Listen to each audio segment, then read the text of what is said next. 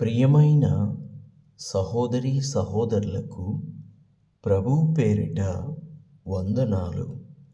మీకు మీ కుటుంబానికి యేసుక్రీస్తు యొద్ద నుండి దీవెనలు ఆశీర్వాదములు మెండుగా కలుగునుగాక. ఈరోజు యేసుక్రీస్తు యొద్ద నుండి మీకు బంగారు మాట, దేవుని వాగ్దానము. రోమీలకు రాసిన పత్రిక 15వ అధ్యాయము 13వ వచనము. కాగా మీరు పరిశుద్ధాత్మ శక్తి పొంది విస్తారముగా నిరీక్షణ గలవారగుటకు నిరీక్షణకర్తయగు దేవుడు విశ్వాసము ద్వారా సమస్తానందముతోను సమాధానముతోను మిమ్మును నింపునుగాక. Now the God of hope fill you with all joy and peace in believing, that ye may abound in hope through the power of the Holy Ghost. దేవునికి మహిమ కలుగునుగాక. దేవుడు విస్తారమైన నిరీక్షణ మనకు కలుగజేస్తాడు. నిరీక్షణ అనగా ఎదురు చూడడము. అది పరిశుద్ధాత్మ శక్తిని పొందుకున్న వారికి సాధ్యమవుతుంది. దేవుడు విస్తారమైనటువంటి విశ్వాసమును కూడా మనకు దయచేస్తాడు.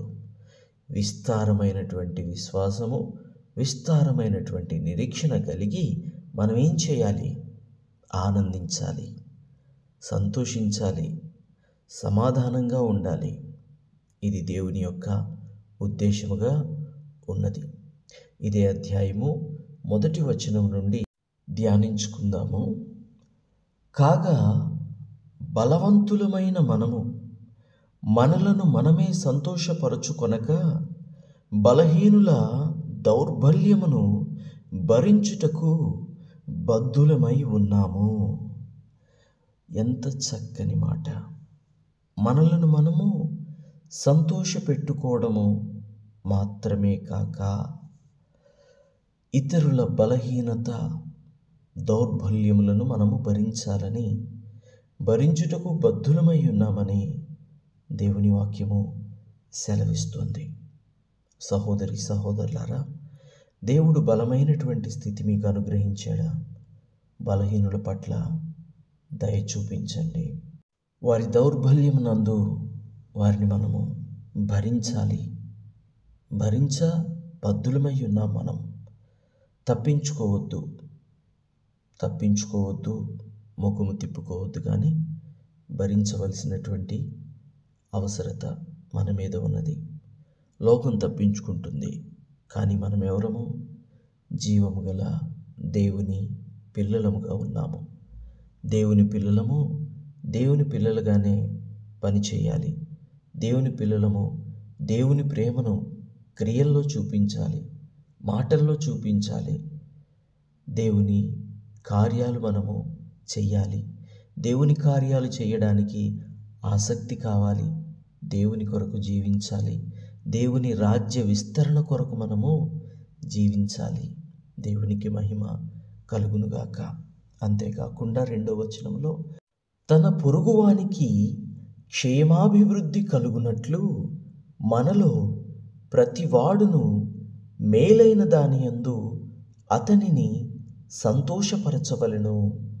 క్రీస్తు కూడా తన్ను తాను సంతోషపరచుకొనలేదు, కానీ నిన్ను నిందించు వారి నిందలు నా మీద పడెను అని వ్రాయబడి ఉన్నట్లు ఆయనకు సంభవించెను. క్రీస్తు ఏం చేశాడట? తనను తాను సంతోషపరుచుకొనలేదట. మరేం చేశాడు?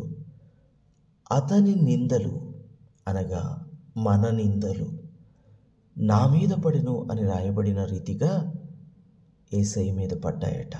అవును కదా? యేసయ్య సిలువలో ఎంత భరించాడో. యేసయ్య ముఖం మీద ఉమ్మివేయబడింది, కొరడాలతో కొట్టబడ్డాడు, వస్త్రహీనుడయ్యాడు. నువ్వు యూదుల రాజువా? నువ్వు దేవుని కుమారుడువా? యూదుల రాజుకి ప్రణామము. నువ్వు దేవుని కుమారుడు అయితే ఈ శిలువ మీద నుండి నిన్ను రక్షించుకొని మమ్మల్ని కాపాడు. అంతేకాకుండా పిడిగుద్దులు, ముళ్ళ కిరీటము, చేతుల్లో మేకులు, కాళ్లకు మేకులు, దేహమంతా గాయములు, రక్తధారలు, బలి పశువులాగా ప్రభు అయిన యేసుక్రీస్తు మన కొరకు వదకు తేబడిన గొర్రె పిల్లలాగా బలి అయ్యాడు. ఆయన ఎందుకు బలి కావాలి?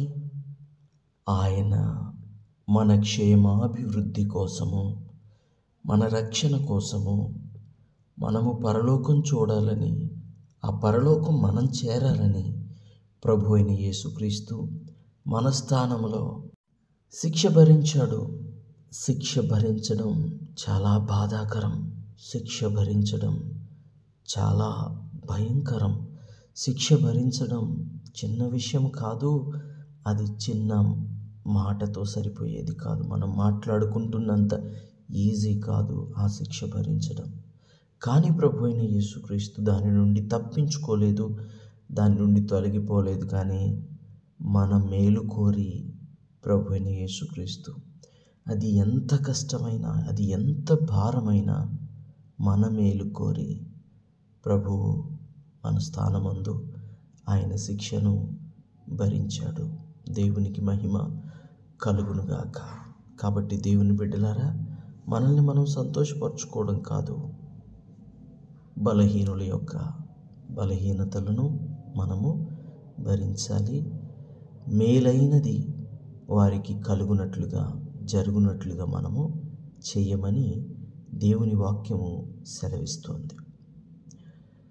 ఏలయనగా ఓర్పు వలనను, లేఖనముల వలనని, ఆదరణ వలనను మనకు నిరీక్షణ కలుగుటకై పూర్వమందు వ్రాయబడి ఉన్నదనియు, మనకు బోధ కలుగు నిమిత్తము వ్రాయబడి ఉన్నదనియు, మన ప్రభువైన యేసుక్రీస్తు తండ్రియగు దేవుని మహిమపరచు నిమిత్తము క్రీస్తు యేసు చిత్త ప్రకారము ఒకరితోనొకడు మనస్సు కలిసిన వారై ఉండునట్లు ఓర్పుకును ఆదరణకును కర్తయగు దేవుడు మీకు అనుగ్రహించునుగాక.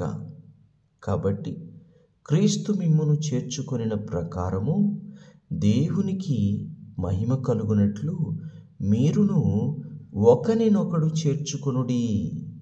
నేను చెప్పునదేమనగా, పితరులకు చేయబడిన వాగ్దానముల విషయంలో దేవుడు సత్యవంతుడని స్థాపించుటకును, అన్యజనులు ఆయన కనికరమును గూర్చి దేవుని మహిమపరచుటకును క్రీస్తు సున్నతి గలవారికి పరిచారకుడాయను.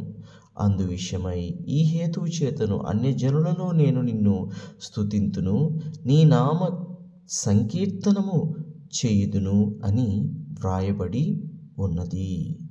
మనము ఒకరిని ఒకరము చేర్చుకోవాలి, ఒకరిని ఒకరము ప్రేమించుకోవాలి, ఒకరి మనస్సులు ఒకరికి కలవాలి. అనగా నిన్ను వలె నీ పొరుగువాణ్ణి ప్రేమించు అని ప్రభు చెప్తున్నాడు. నిన్ను వలె నీ పొరుగువాణ్ణి ప్రేమించు అంటే అతని మనసును మనం అర్థం చేసుకోవాలి, అతని హృదయాన్ని అర్థం చేసుకోవాలి. చాలామంది అపార్థాలు ఎక్కువ చేసుకుంటున్నారు. తొందరపడి ఒక మనిషిని అపార్థం చేసుకోకండి. త్వరగా దేనిని నమ్మకండి. అపార్థం చేసుకోవడానికి త్వరగా దేనిని నమ్మకండి. అర్థం చేసుకునే ప్రయత్నము చెయ్యండి. దేవునికి స్తోత్రం కలుగునుగాక. ఈ చెప్పబడినటువంటి అంశాలన్నీ మనం పొందుకొనుటకే కదా విస్తారమైనటువంటి నిరీక్షణ, పరిశుద్ధాత్మ శక్తి, సమస్తానందము, సమాధానము మనకి కలిగేటట్లుగా ప్రభువు చేసింది. ఈరోజు ఇవన్నీ మీలో చాలామంది అనుభవిస్తున్నారు. మరి అదే మాదిరిగా పొరుగువాని క్షేమాన్ని కూడా కోరుకుంటున్నారా?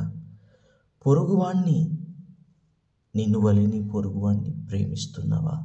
దేవుని బిడ్డ, బలవంతులైన వారు, దేవుడు మీకు ఎందుకు బలాన్ని ఇచ్చాడు? బలవంతులైనటువంటి వారి బలహీనతలను, దౌర్బల్య స్థితిలో భరించాలని. దేవుడు నిన్ను దీవించి ఆశీర్వదిస్తే నీ పొరుగువాని కొరకు కూడా నువ్వు మంచి చేసే వ్యక్తిగా ఉండాలి. ప్రార్థన. తండ్రి, మీకు వందనాలు దేవా, మీకు స్తుతులు స్తోత్రాలు. తండ్రి, పరిశుద్ధాత్మ శక్తి, విస్తారమైన నిరీక్షణ, విశ్వాసము, సమస్తానందము, సమాధానము మాకు దేనికి?